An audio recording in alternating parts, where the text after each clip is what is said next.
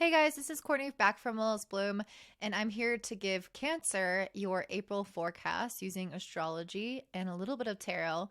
And I decided to do a whole monthly forecast because I have a poll up on my channel and I asked, do you want weekly or do you want monthly? And I got about a 50-50 split. So I wanted to go ahead and try the monthly just to see how it felt and possibly do a weekly kind of play by play for the general energy instead of for each sign. So let me know if you like this. Let me know what you think. If you just prefer the weekly, I can do that as well. And yeah, let's go ahead and get started. Actually, before we do, really importantly, last month we had some big energy. We had Saturn move into Pisces, where it will be for the next 2.5 years. We had Pluto move into the sign of Aquarius, not quite yet at the time of recording this, but it will be by the time this is out. And so that's a huge, huge shift. And I created videos for both of those planets. So Pluto's been in Capricorn since 2008. So really big deal for it to shift signs this year and last month. And then also Saturn moving into Pisces is going to be felt very strongly, especially for those who are around my age, around 30, 29 and a half, who have Saturn natally in Pisces. You're going to be going through your Saturn return. Or those who are around 59 and a half, you're going to be going through your second Saturn return. So very exciting stuff. Definitely check those videos that I linked down below. Also check out my Aries new moon forecast. So this one is significant because it starts off the astrological new year, and that's really going to set the stage or set the tone for the entire year. So you'll definitely want to check that video out as well. All right, so let's go ahead and get started. So Cancer, on April 3rd, you're having Mercury move into Taurus in your 11th house, and it's making a square to Pluto in your 8th house.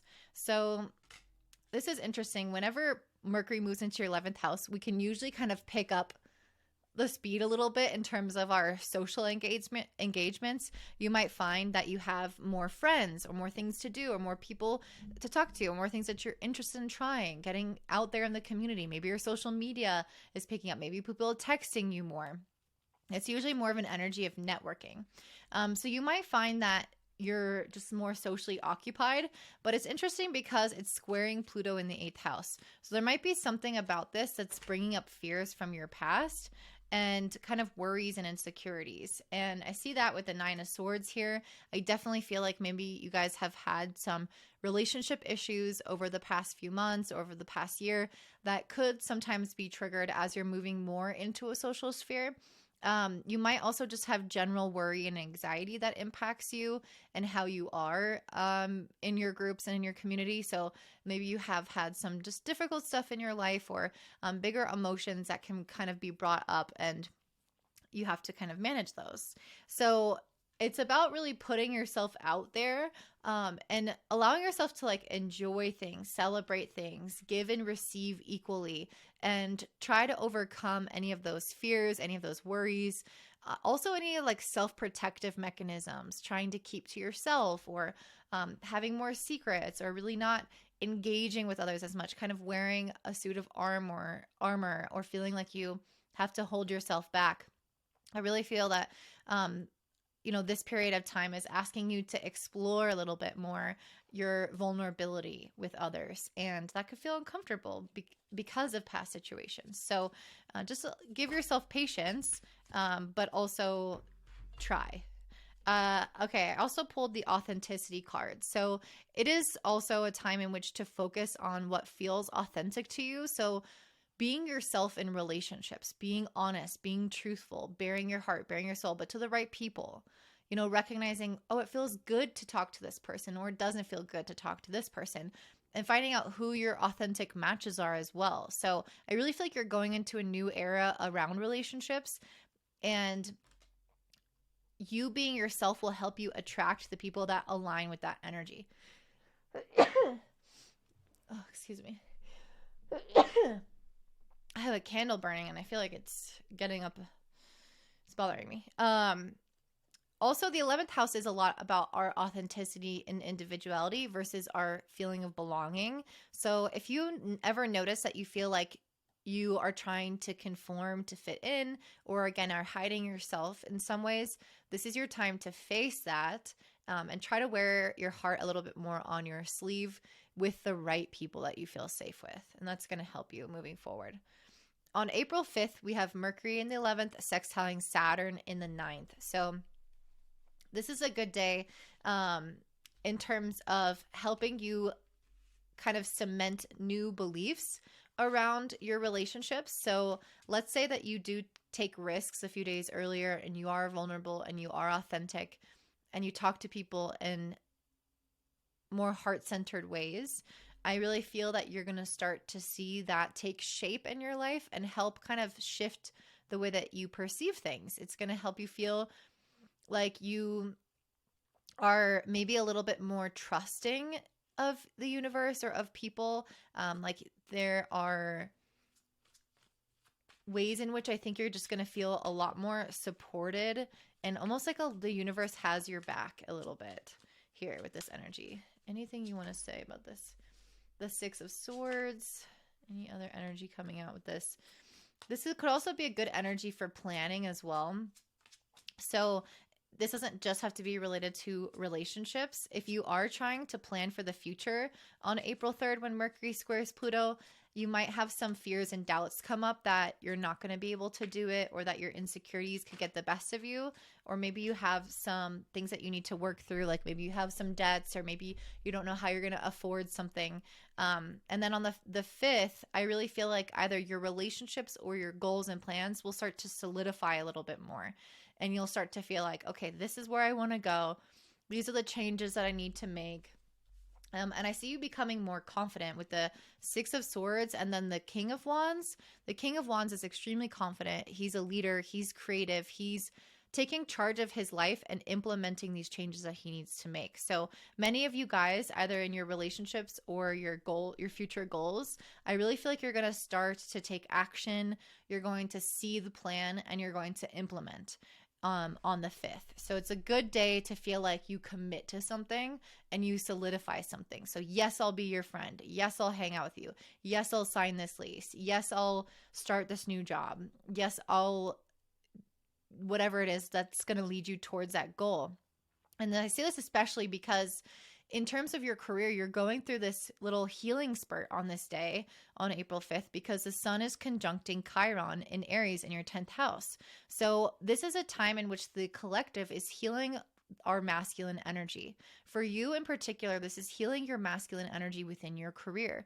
This means that you're developing the same King of Wands energy, which is very much Aries, which is that fire, that passion, that confidence that may have been a little bit turned down, that may have felt like, oh, I tried that and it didn't work, or I don't know, I don't know if I can do this, like the past, da da da.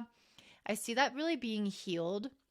On April 5th, I see you having almost like clearing your windshield, the way that you view life, and thinking, okay, maybe I can do this. Maybe I can be more confident. And because of that, I think you're going to have a clearer plan and you might actually get more, again, support from other people, more backing. Maybe a friend gives you a tip or an idea or an opportunity and something kind of like clicks into place a little bit more that will actually help you get to some of those long-term goals because now you're willing to feel them. Now you're willing to believe them to be possible. On April 6th, just the next day, we have a full moon in Libra, which is in your 4th house. I'm not going to get super into this because I'm going to do a full moon and new moon reading.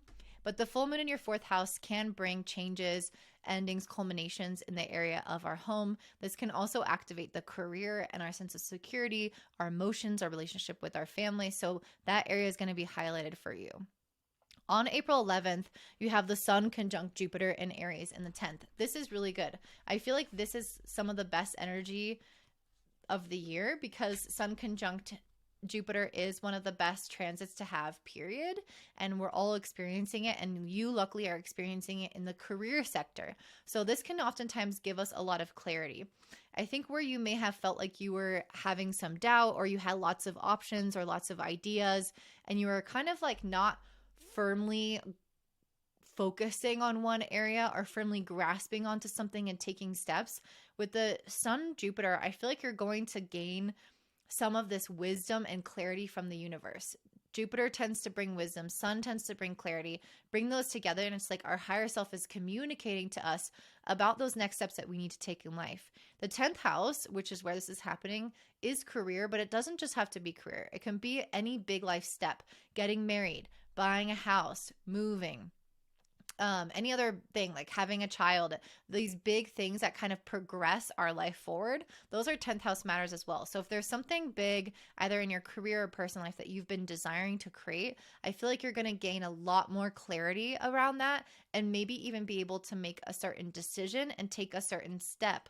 I feel like you are going to be more inspired. You're almost like having an awakening, an epiphany, and a realization about what it is that lights you up, about what it is that you um, feel like you can do, what inspires you. And then I see you taking that journey with this Fool card. So if you guys are given some kind of idea or opportunity coming through on the 11th, make sure that you act on it, because this is really prosperous energy. And it doesn't just have to be on this day, it could be plus or minus a few days, but you're really, really supported. Venus is also moving into your 12th house. So relationships might take a little bit of a backstage for you during this time. And it could be a time in which you feel more spiritually connected as well as artistically connected. So if you are getting these messages from your higher self, maybe you can kind of take a step back from your social life and dive further into that message or that awareness into yourself in order to kind of cultivate more of an understanding of how you can move forward. Your intuition is going to be strong as Venus moves into the 12th house, and your relationships, again, become a little bit less clear and a little bit less focused. On April 14th, we have Venus in your 12th squaring Saturn in the 9th. So Venus square Saturn can sometimes bring a little bit of a heavy energy.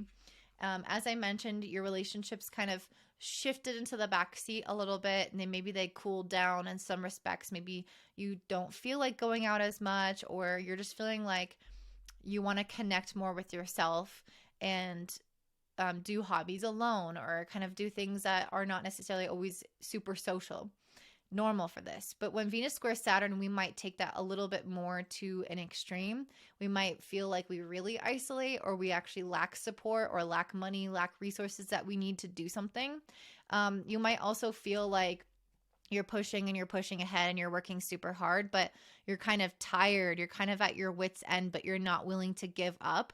That's the Venus square Saturn energy. The Knight of Swords, I feel like it's you desiring a quicker result. Maybe you want more money. Maybe you want more friends. Maybe you want things in your life to move a lot faster than they already are. But there's something about this that's taking its sweet time. And I think you're really going to feel that around the 14th. You're going to feel that things are not as fast, that things take a lot more energy, that things are a lot more arduous. And that's what Saturn does with that square, Venus squaring Saturn. It's asking us to check in with the god of time, to realize that everything has its own pace, that even though we might know where we want to go, even though we might see how relationships are starting to improve, things still take time to unfold. Relationships take time to form.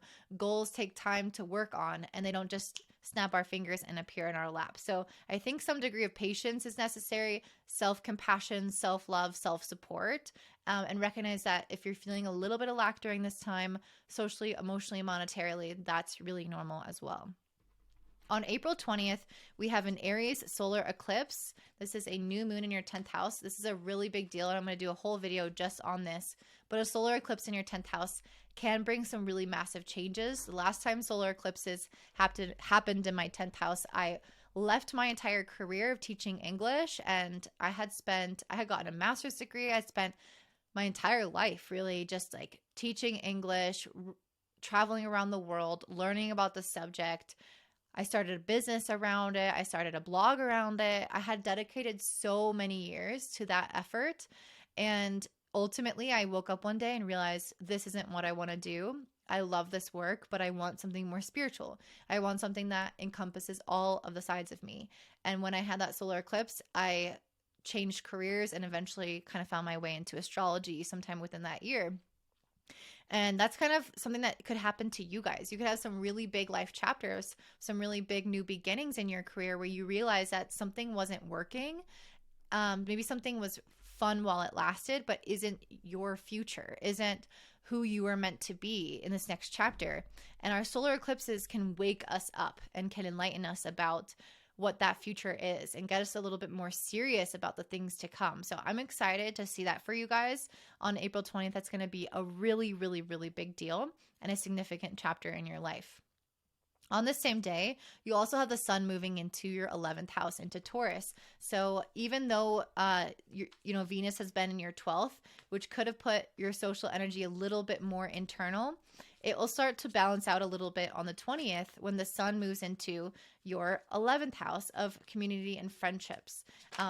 Even though this could be a good time to maybe work on existing relationships with the Eight of Pentacles.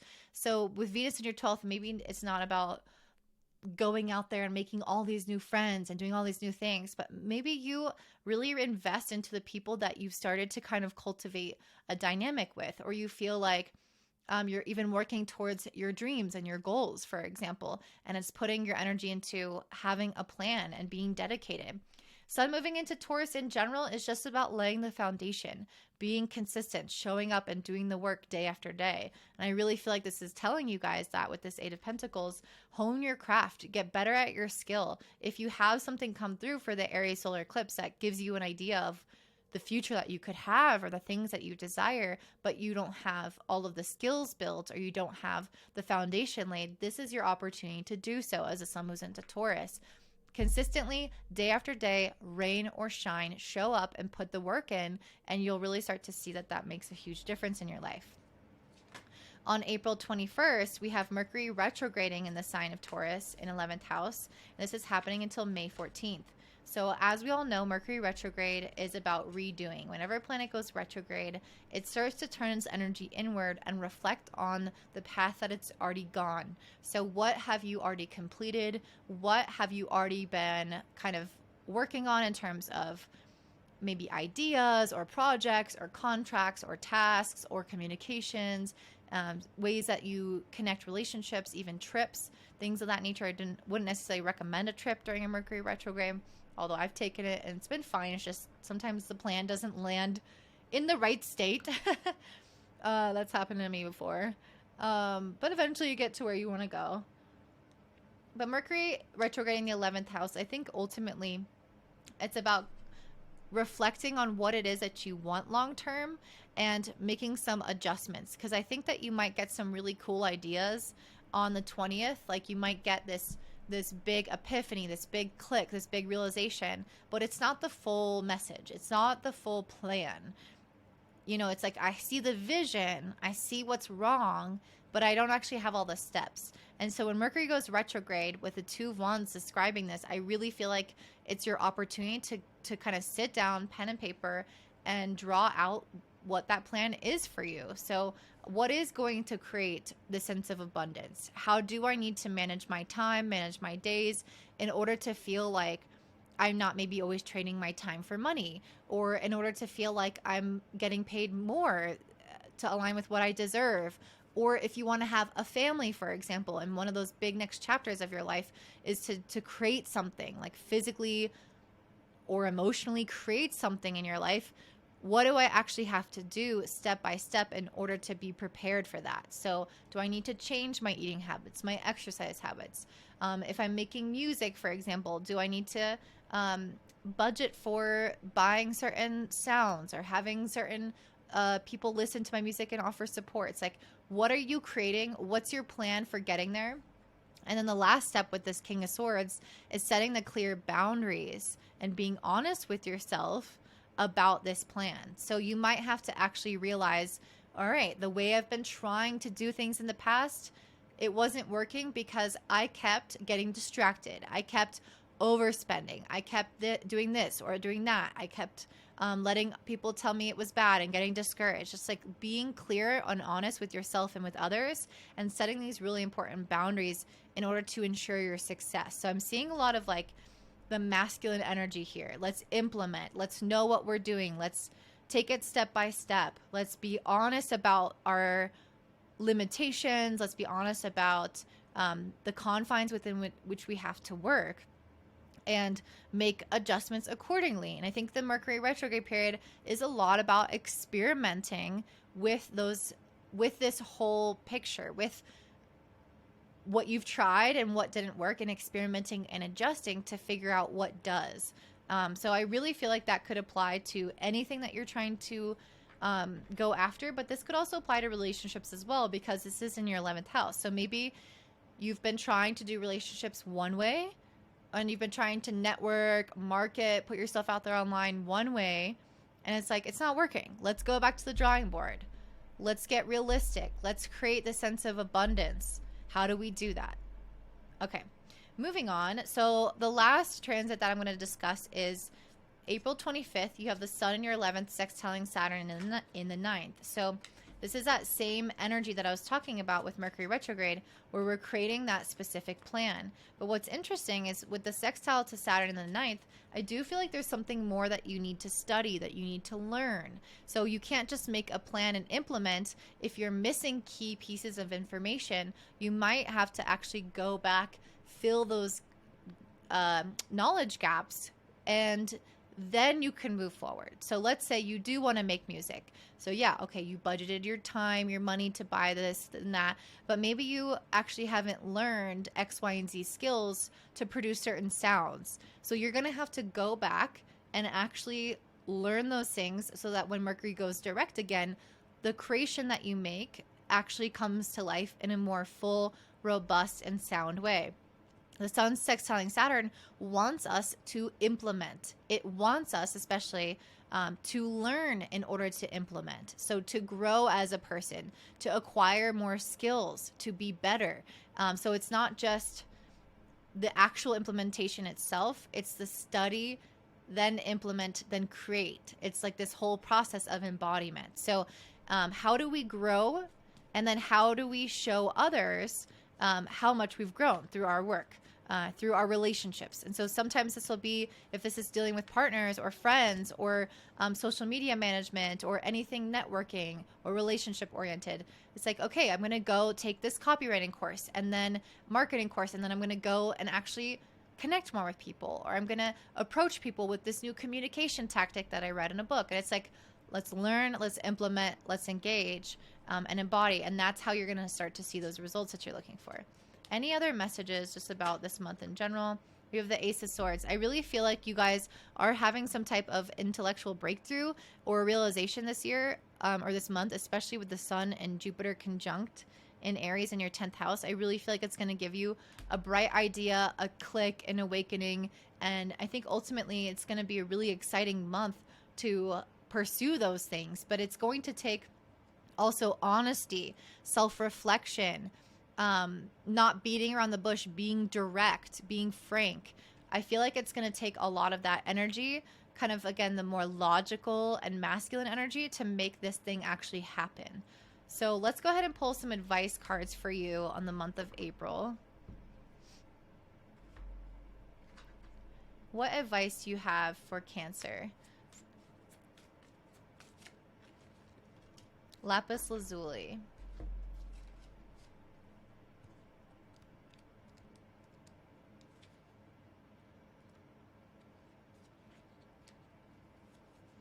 Lapis Lazuli is a master of communication. It comes to let you know that it doesn't ask you, that it's time to speak your truth. What was I just saying about the truth? Being honest with yourself. Notice that doesn't ask you to speak the truth, but rather your truth. There are feelings, thoughts, and intuitive instincts compacted down in your being from time gone by. That has been slowly causing a buildup and blockage within you. The good news is you're ready to release it, and Lapis Lazuli is here to help. It brings about an intense expression of things suppressed, but the relief felt is just as intense and profound. And you might really feel this at the start of the month when Mercury in your 11th squares Pluto in your 8th. You might feel like there's this big buildup that you want to express, of things that you've kind of pushed down, especially in regards to people in your life or connections or networks or even goals. You might really feel like, I've been ignoring this side of myself and it's just bubbling underneath the surface. You might feel a little bit more mentally or even emotionally volatile. Lapis Lazuli is here to help attune yourself to the energy of the stone to connect to truths that need speaking and allow them to flow outward from within. Spirit is beside you, helping you to lovingly speak your truth and connect your intuitive senses to your center of communication. You are ready. If you start to feel nervous about sharing, call upon angels for celestial support. They will guide your words and actions to help you unburden this baggage. So, truth seems like a really big message for you this month in general. Truth with yourself, truth with others, living more in authenticity within your relationships. That was one of the first messages to come out. And then that's also going to be true for your career as well. What is an authentic expression of yourself within your career? What is it that you truly desire? And no longer pushing things down and lying to yourself about what it is that you truly desire. So that is your summary for this month. Cancer, if you enjoyed this, please let me know by liking, commenting down below. Don't forget to subscribe and share with your friends. And I am offering ongoing coaching right now. And basically what I'm doing with my coaching is I'm looking at your chart and comparing it to a little bit of kind of psychology stuff where we're going back and looking at the developmental phases of your childhood when certain planets should be developed. And you will see what went wrong during that phase if a planet is having a particular issue. And you will always see how that ripples out into your current reality. Why you have trouble going after your goals, why you're seeing the same relationship patterns, why you have these really deeply buried fears or shadows that you're running from. And I can see that super clearly in these charts. So if that's something that you're interested in working on an ongoing basis, it's usually around 12 weeks that I work with people, then definitely hit me up at contact@willowsbloom.com. I haven't officially put out the coaching page, but I'm hoping to do that in the next couple of months, if not in the next couple of weeks. We'll see. And yeah, you can check me out at willowsbloom.com, and I hope you have a great day. Bye.